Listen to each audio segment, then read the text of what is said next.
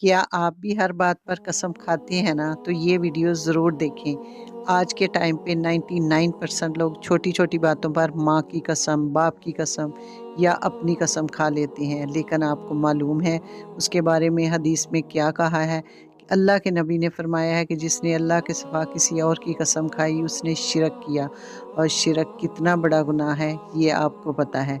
हदीस का मफ़हूम है कि कसम खानी है तो सिर्फ़ अल्लाह की खाओ, वरना खामोश रहो।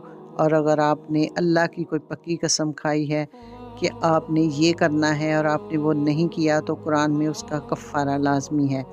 या तो आप 10 मस्कीनों यानी गरीबों को पेट भर कर खाना खिलाएँ या उन्हें कपड़े पहनाएँ।